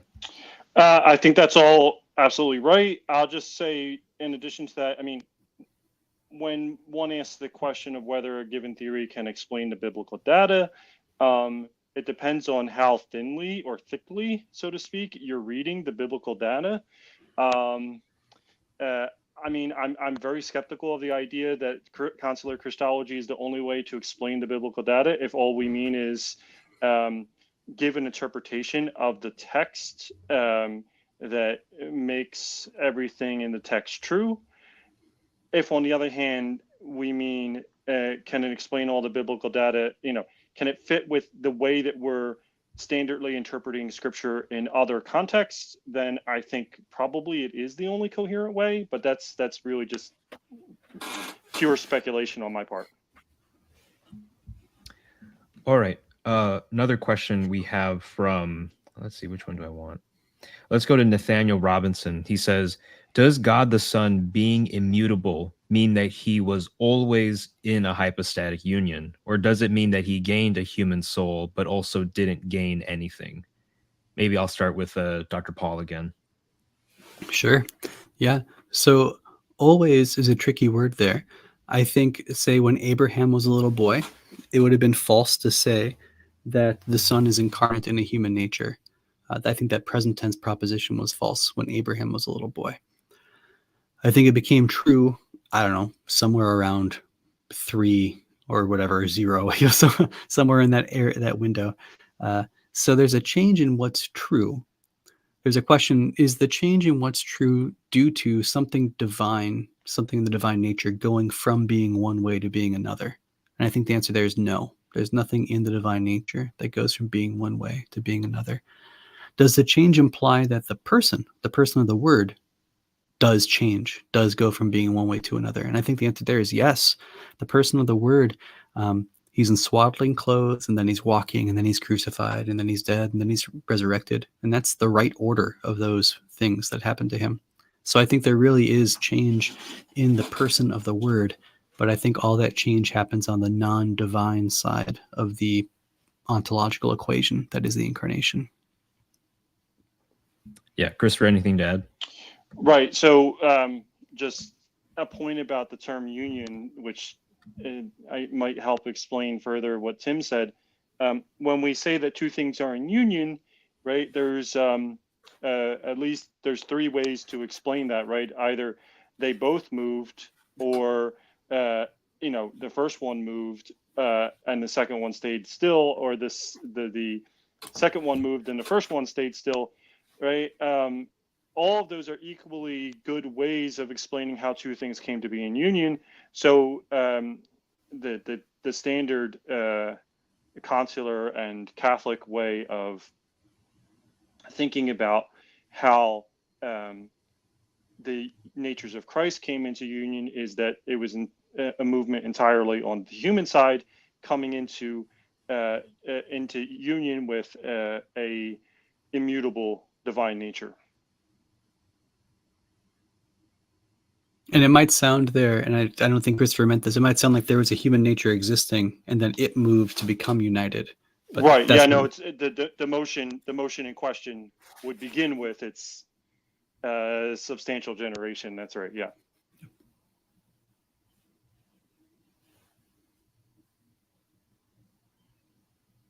What's next? Also, it's also worth noting, I guess, right, that what we mean in the hypostatic union is not merely that he gained a human soul. Right. That would be Apollinarianism, which we anathematize. We mean that he gained a whole human nature, a soul and a body together, hylomorphically united to each other. Christopher, you said that would be Apollinarianism. I think it'd be some sort of weird inverse of Apollinarianism. So Apollinarianism says he gets a human body, but no human soul. Yeah, that's right. That's what I meant to say. Is it right? It's reverse Apollinarianism. Yeah. I guess, right? Yeah. We don't have a word for that, I don't think. Right. We don't have a word for that, but I'm sure we anathematize that too. Yeah, right. Well, I guess it would. All right. Speaking of which, let's see here. There's this question. Oh, sorry. I was just going to say. I guess it's you might read it as a kind of Docetism, right? That Christ never really suffered. He didn't really have a real body, etc. But anyway, we can move on. Okay, so the last question I have here is actually there's one more. Let me get to. So this is the next to last. How do we? Gabriel N asked, how do we understand what constitutes human personhood if Christ, having in himself every faculty and feature of a true human nature, intellect, will, body, soul, etc., is not a human person? Let me ask Christopher that one. Oh, wow. Okay, so I get the hard one. So the first thing to say about this is that this very question was hotly debated among the scholastics, with them breaking up into roughly two groups. One group that said there is a negation that is partially constitutive of human personhood, right? And I suspect that Aquinas is in this camp. There's a negation that's partially constitutive of human personhood, right? That to be a human person, you need to have intellect and will, body, soul, the whole 9 yards. And you need to also not be, right, this is the negation part, you need to also not be subsumed within another, that nature needs to not be subsumed within another person. And if it's not, then it constitutes a human person. And then there's another group that says, no, it's not some pure negation that you have to add to this suite of metaphysical hardware in order to constitute a human person. There's something positive, maybe an existential act that has to be added to this in order for it to constitute a human person. And so that then connects up with a debate about whether there's one or two existences in Christ, which was also hotly debated in connection with this first question among the scholastics. It really kind of becomes a really big thing in later scholasticism, Baroque, what we might call Baroque scholasticism. I am inclined to go with Aquinas on this and the negation camp and just say, yeah, there's this weird feature. And part of the reason I'm going in this direction is because I think this is true of things other than human personhood. But let me just get the view out and then I'll say why I like this view. That I'm inclined to go with Aquinas and the negation camp and saying, yeah, just what part of what it takes to be a human person is that you are not a part of another person, right? That my nature is not a part of some other person, and that's what makes it be the case that my human nature constitutes the human person that is me. Why do I like this story? Because I think there are other properties out there, that are like this in part, right? So in the contemporary analytic metaphysics literature, there's a debate about what are called maximal properties, right?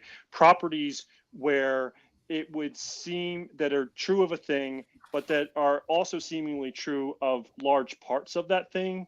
But we have a hard time, but we also seem to not want to say that when the large part is a part, that it doesn't satisfy the predicate, right? So let me explain that for a bit, for just a moment, right? Like, I'm in my house right now. My house minus a shingle is also seemingly a house, or satisfies all the positive requirements to be a house, right? And the evidence for that is that if my house lost a shingle, it would still be a house, right? But we don't want to say that I'm standing in two houses right now, right? The first house that we would standardly think of as my house, and the second house constituted by all of my house minus a shingle, right? Such that we can now, they're not obviously not the same house. One has a shingle that the other doesn't have. So is it true that I'm standing in two houses right now? And the answer is, well, no, right? Because there's something that there is a negative property that my house minus a shingle lacks that makes it not be a house right now. Namely, it's part of a larger house that is currently a house, right? And so given that, it seems to me, the story that seems relevantly analogous to the story we want to tell about the human nature of Christ, right? That he has all these positive things he needs to have. That the nature has all these positive things it needs to have in order to be a person. It has an intellect, it has a will, it has a body and a soul, but it lacks this negative thing. It lacks not being in hypostatic, not being a part of another thing that already is a person, and because it lacks that, it's not a person, right? Yeah. Sorry, I'll leave it there and let Tim add whatever he'd like to add. Yeah, I like the sort of moves that Christopher made. I typically make the same sort of moves when I answer this question. I think it's a good question. I think the human nature of Christ, with all its accoutrements, like its accidents inhering in it and such, that thing is just like a human person in many ways. It's got all the stuff you need to be a human person. There's no thing you have to add to it to get it to be a person. When Aquinas talks about this, there's a question on the union of the word. He's got called little questions on it, and he asks, what would happen if you were to unhook, so to speak, the assumed stuff, the humanish stuff, from the divine, just disconnect it?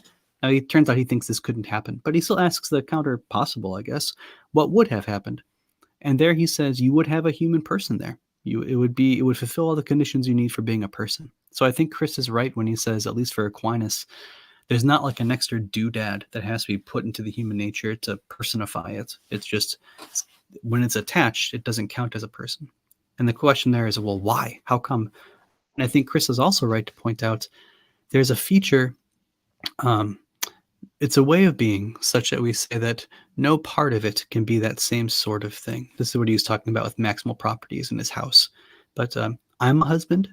No proper part of me is also a husband. My wife is married to exactly one husband, and it's this guy right here. The no part of a husband could be a husband. And that's because we typically think of husbands as maximal things there. It's the largest ontological unity there is the husband. We've got a word for that in the tradition.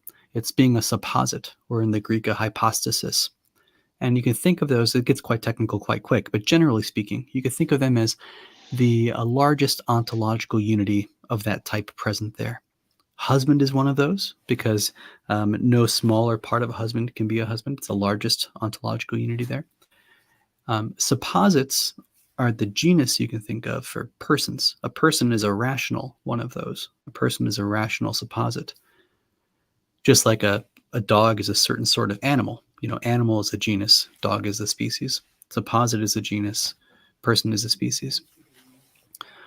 Since being a supposit requires not being part of any larger one of that same thing, it's going to follow that no person can be part of another person, because all persons have to be supposits, and all supposits are the largest wholes there. So a long-winded way of answering your question, I apologize for that. It's a good question. The basic thought is you can't have a person that's a part of another person. Chris and I have given two different ways of approaching that same claim. And since the word is a person, it follows that the human nature couldn't itself be a person too. And unlike the Christological case, there is a certain respect in which a certain part of me could suddenly become a person and become a husband. I'm also a husband, right? But me minus my right foot isn't a husband.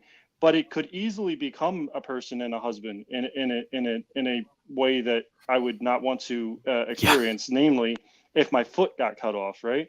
And we have good theological reasons for saying that this is impossible with the human nature of Christ.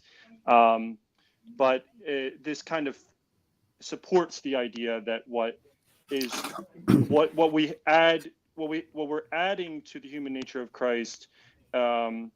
To make it not be a person is nothing, right? And it's something that it lacks, namely independence from a larger supposit, as Tim correctly explains it. Yeah. All right, this is the very last question. Storyteller, once again, he asked, for both participants, did they look into Graham Priest's diotheism as a possible resource for addressing this topic? Let me ask Dr. Pawl first. Yeah, a funny thing happened. In my 2016 book that we're talking about here, I do mention this as a possibility, and I mentioned a guy named J.C. Beale who also works on this area of logic. I can't hold a candle to Priest or Beale with respect to logical acumen. I think, Chris, you might have worked for a while with J.C. So I did. I did my master's at UConn not with J.C., but J.C. was there at the same time. Yep. So I did look into it a bit. I thought to myself at the time, nobody's going to believe this stuff and have contradiction be true. So it got a very small section. And then it turns out J.C. Beale starts working on Christology and writes a book, The Contradictory Christ, I think is what it's called. And since then, he and I have debated back and forth in print about it. If you want to see a long discussion of it, the Journal for Analytic Theology has a symposium on his book, or maybe an article of his that came up before the book. And me and Tom McCall, Sarah Uckelman, maybe some other people too, writing in response to J.C. Beale. So I have my main worries here aren't so much logical worries. Like I said, I do not approach this debate with J.C. from the logical side of the debate. What I try to do is sneak around and then show a theological worry that arises from his bringing of his logical system here. And my thought here is this: on J.C.'s account, Jesus Christ, J.C. is this man's name, J.C. Beale, is the philosopher and logician. On his account, Jesus Christ is both immutable and mutable, impassible and passible, in exactly the same ways you would expect in a formally, logically contradictory way, such that it's true to say Christ is immutable, and it's false to say Christ is immutable. The very same claim, both true and false at the same time, in the same way, in the same respect. Okay. Now, take an example like this. The Lord is on the cross, about to be nailed to it, and a nail is about to pierce his blessed hand. And you're looking on, maybe you're one of the Marys or you're John. You're looking on at this happening, and you see the nail put to the skin and the hammer hits, and you ask yourself, what's going to happen next? Well, if he's truly impassible and immutable, the next thing you see should not be a piercing of a person, because on the general understanding of that sort of thing does not happen to Christ on JC's view. You can see why. If he changed it so like it didn't really imply a contradiction, he'd be getting out of the whole contradictory Christology he's putting forward. It's supposed to be a contradiction. But then the question is just concretely in the world, what's that look like? Do I see blood come out? If blood comes out, it's a change. If I don't see blood come out, do they really get pierced at all? It seems to me like there's no good answer to what happens in the concrete world when Christ is affected.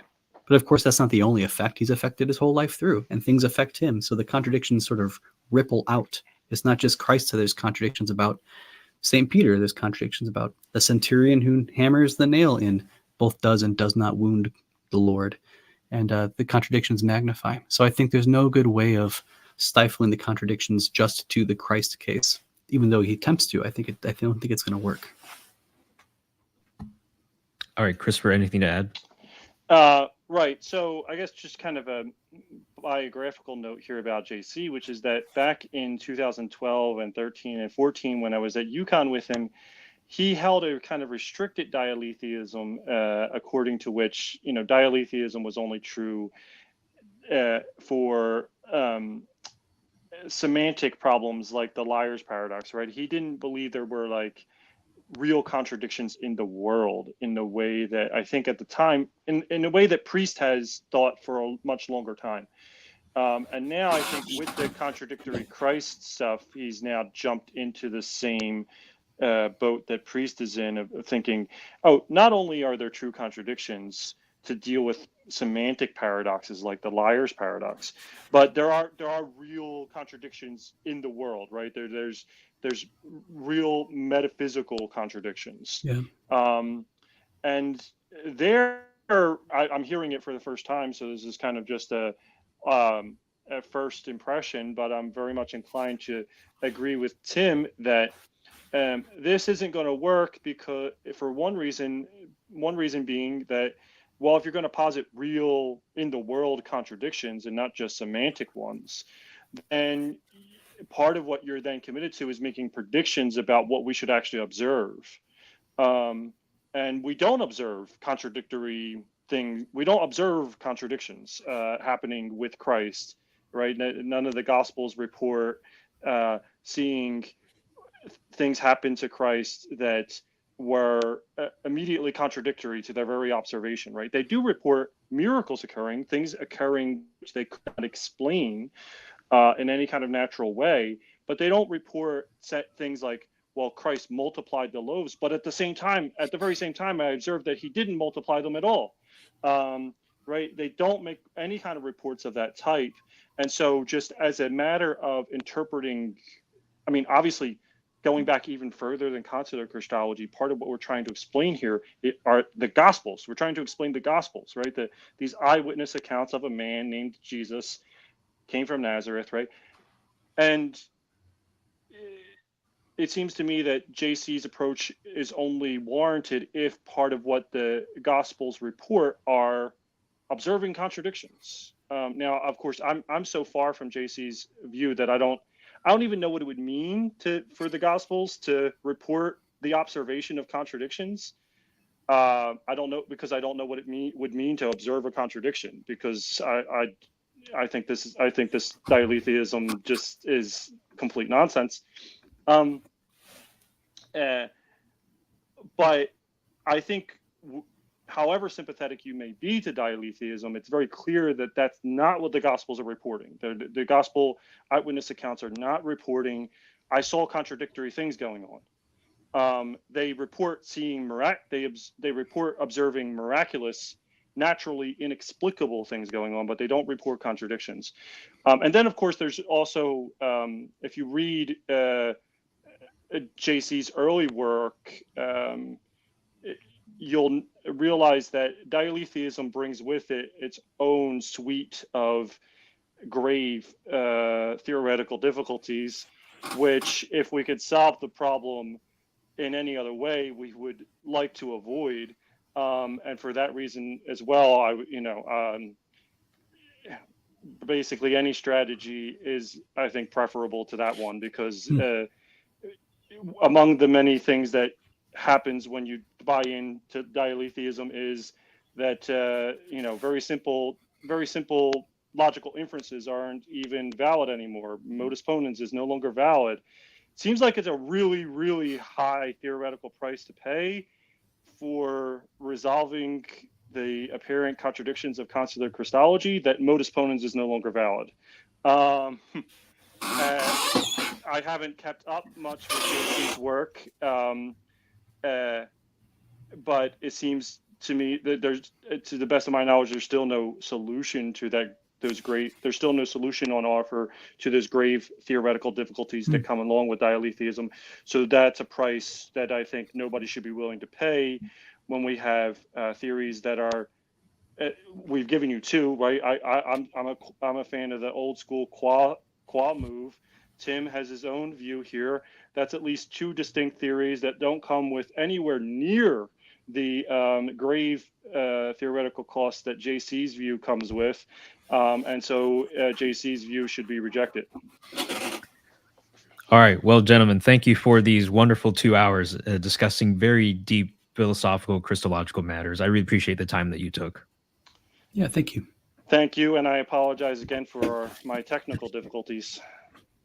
Yeah, well, my Wi-Fi was also bad, so I share in the difficulties with you, Chris, and hopefully, yeah, I'll try to get my situation figured out. But yeah, thank you again, Christopher. Thank you again, Dr. Pawl.